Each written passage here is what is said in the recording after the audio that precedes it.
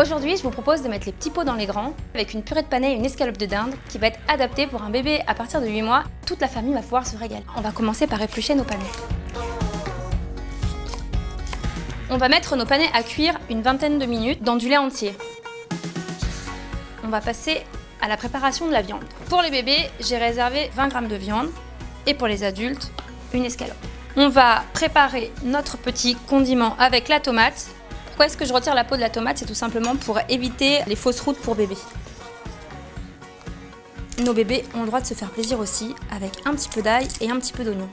Comme leurs palais sont très sensibles, on va en mettre une toute petite quantité. Ma purée de panais est cuite. Alors pour vérifier, c'est simple. Déjà, le panais a changé de couleur. Il est devenu un peu translucide et je pique. Ça tombe. C'est cuit. Pour la viande, je vais mettre du beurre, un fond d'eau pour éviter que le beurre ne colore de trop. Je vais ajouter ma viande, mon morceau pour les bébés. Je vais laisser cuire ma viande une dizaine de minutes jusqu'à ce qu'elle change de couleur. Et on va pouvoir ajouter notre mélange.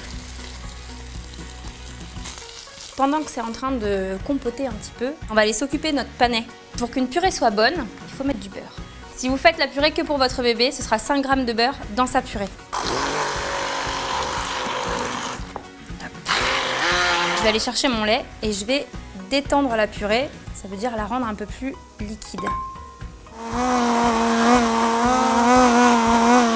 Je vais maintenant récupérer mon bout pour les bébés et je vais pousser un petit peu plus la coloration pour les adultes. Du coup, pour les parents, du sel. Alors, pas de sel pour les bébés avant 12 mois, du poivre. Et là, je vais mettre des herbes de Provence que j'aurais pu mettre aussi dans le plat de bébé. Mais comme on a déjà de l'ail et de l'oignon, on va éviter. C'est prêt. J'ai dressé l'assiette pour les parents.